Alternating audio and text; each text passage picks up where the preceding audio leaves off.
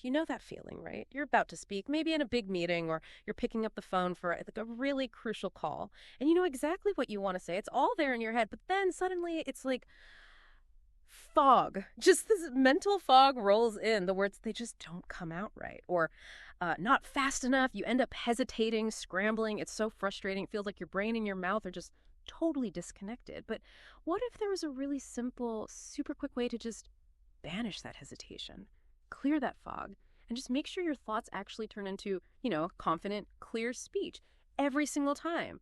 Well, today, that's exactly what we're doing a deep dive into, a 2-minute brain warm up. It's designed to boost your confidence, yes, but also your fluency. Yeah, it might sound a bit strange, warming up just to talk. I mean, we talk all the time. But think about it. When you're communicating, especially if it's, say, in a new language or maybe under pressure, you're juggling a lot of things at once. You're recalling words, processing grammar, thinking about pronunciation, even managing your own confidence levels. And without that little bit of priming, it's really easy to feel sluggish or trip over words. Yeah. Or just find yourself searching mid-sentence. Right. That painful search. So our mission today in this deep dive is really to unpack this routine. It's surprisingly effective and it's incredibly quick. We want to understand why each little step works. What's the science? And then show you exactly how it primes both your body and your brain for clearer, faster speaking right when you need it most. So before we get into the actual steps, the how, let's really dig into the why. Why is a warm-up actually so important for something that feels like it should be natural, especially, like you said, when the stakes are high or it's a new language? Well, without that kind of targeted warm-up, feeling sluggish or searching for words, that becomes really common, almost expected sometimes. But what's fascinating, I think, is how this simple 2-minute routine gives you such distinct, powerful benefits. It's more than just getting ready. First off, it boosts alertness, big time. The light movement, the breathing, it ramps up your oxygen levels. Yeah. That tells your brain basically, okay, switch on, time to engage. Okay. Like flipping a switch. Exactly. And then it reduces tension. Think about how much stress we hold on our jaws, our necks. These specific stretches, they release those physical blocks that can literally get in the way of clear speech. Physical blocks. Interesting. Yeah, and it sharpens cognition too. Those quick mental drills we'll get to, they're not just practice. They're actively firing up the pathways in your brain for finding words and building sentences quickly. It's like clearing the mental clutter. Clearing the highway for your thoughts, almost. Precisely. And maybe most importantly, it builds confidence. Just taking that small action, doing the warm-up, sends a signal. It calms your nerves, gives you a sense of being prepared, creates positive momentum before you even start speaking. Wow. So it really is about preparing the whole system then, not just the voice, but the body and the brain working together. It's quite holistic. Exactly. It's the whole package. All right, let's pull back the curtain then. Let's get into this 2-minute routine. It seems incredible that you can pack so much impact into such a short time. Break it down for us. These 30-second bursts, how do they work together? Okay, yeah. This is where it all connects. You've got movement, vocal exercises, and then those cognitive drills, all linking up. So first 30 seconds, energizing movement. Now, when you say movement, I'm picturing like jumping jacks in the hallway before a meeting. Is that it? Not quite a full workout, no. It's much gentler. Think really simple stuff. Shoulder rolls are great. Just lift your shoulders up towards your ears, then roll them back and down. Do that for maybe 5 seconds. Then maybe some gentle arm swings. Swing them forward, then open wide.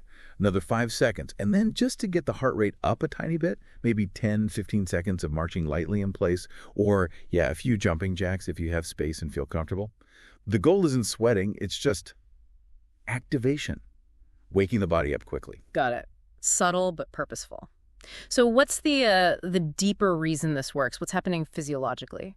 Well, it taps into something called embodied cognition. Basically how our physical state affects our thinking. So these quick movements, yes, they release physical tension, but they also stimulate your sympathetic nervous system, that's the alertness system. And crucially, like we touched on, they increase oxygen flow to the brain. More oxygen equals faster, clearer thinking. You're telling your brain, okay, pay attention, time to perform. Okay, that makes a lot of sense. So after we've got the body moving a bit, where do we go? You mentioned tension. Often I feel it right in my jaw when I'm nervous. Exactly. That's the next target. The next 30 seconds are for jaw release. Right. It's really simple. You just take your fingertips, place them on your jaw joints right near your ears, and then just make small circular massage motions while you gently open and close your mouth. You can even add a soft sound like mama or wah wah wah as you do it. Helps loosen things up. Okay, massaging the jaw. And then you mentioned lip trills. Is that the classic brrr sound, like from singing warm-ups? And how does that actually help you sound clearer in, say, a serious phone call? Seems a bit playful. It is that brrr sound, yeah. You just gently close your lips and blow air through them to make them vibrate, maybe glide the pitch up and down a little bit just twice. And it might feel playful, but the impact is serious. It does two key things. It frees up any tightness in the lips and jaw, obviously. But more importantly, it connects your breath support directly to your voicing. That connection is vital for producing really clear consonants and distinct vowels. Makes your speech instantly more understandable. Right, breath and voice working together. Got it. Now, what about the tongue? Sometimes that feels like the main culprit, just tripping over itself when I try to speak quickly. Oh yeah, the tongue can definitely hold a lot of tension, so it gets its own 30 seconds. We do tongue trills next. For this, you lightly place the tip of your tongue just behind your upper front teeth. Then you exhale, letting the air vibrate your tongue, creating that soft, rolled sound, like in Spanish, but gentler. Just hold it on a comfortable pitch for a bit, then maybe fly the pitch up once. Okay, tongue gymnastics. So beyond just loosening the tongue muscle, what's the specific advantage here for fluency? Is it just about flexibility? It's more than just flexibility, though, that helps. This tongue trill specifically targets tongue tension, yes, but it also really engages your fine motor control of breathing. You have to manage your exhale quite precisely to keep the trill going.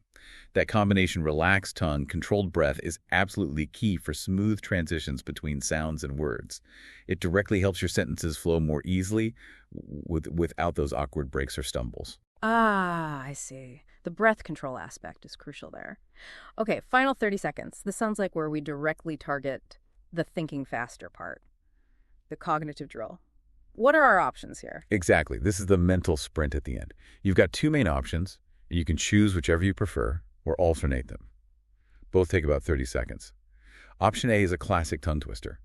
Pick one, maybe red letter, yellow leather, or unique New York, unique New York.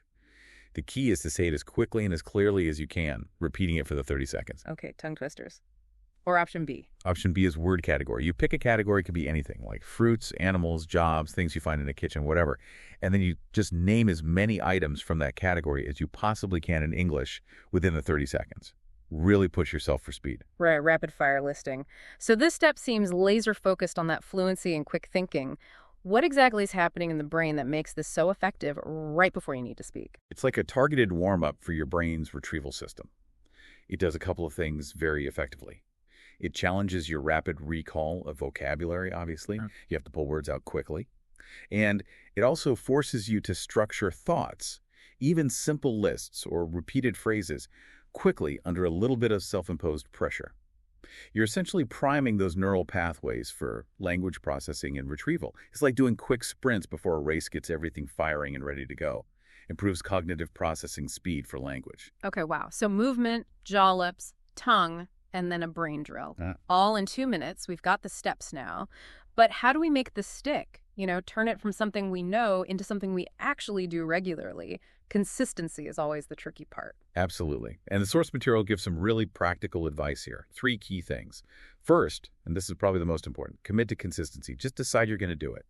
Make it a non-negotiable part of your routine before every important conversation, every call, every meeting where you want to be at your best. Treat it like brushing your teeth. Okay, make it automatic. What's next? Second, adapt as needed. Yeah. The beauty of this routine is its flexibility. It's not rigid, got an extra minute, maybe do the lip or tongue trills a bit longer, they feel good. Stuck somewhere quiet, like an office cubicle, and can't make noise.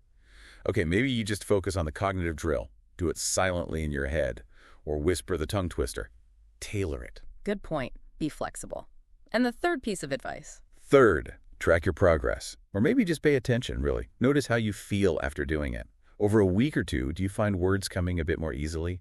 Are you hesitating less? Do you feel calmer, more in control when you start speaking? Sometimes the changes are subtle at first, but they build up. Acknowledging them helps reinforce the habit. Right. Notice the difference. So by doing these things, consistency, adapting, noticing you prime your body, prime your brain, and you walk into those conversations ready to think fast, speak clearly, and feel genuinely more confident. That sounds like a pretty amazing return on a 2-minute investment. It really is. A small input for potentially a big output in clarity and confidence. What an incredibly useful, practical deep dive. Seriously, the idea that just 120 seconds can make such a real, tangible difference in how clearly you speak, how confident you feel, that's really empowering. It hammers home that it's not just about having the right words somewhere in your brain, it's about being able to access them and deliver them effectively when it really counts. Yeah, if you zoom out a little, connect it to the bigger picture, this little routine really shines a light on how deeply interconnected our physical state is with our mental performance, especially for something as complex as language, right? Our body, our breath, our tension levels, they all directly impact our cognitive function, our fluency, which maybe leads to a final thought for you, the listener, to mull over. If just 2 minutes of this kind of targeted warm-up can have such a noticeable effect on your speaking, what other small, consistent routines might unlock surprising improvements in other areas of your life where mind and body need to work together? Something to think about. That's a great question to end on. We really encourage you listening to actually try this 2-minute warm up. Give it a shot before your next important call or meeting. We genuinely think you'll be surprised, maybe even amazed by the difference it makes.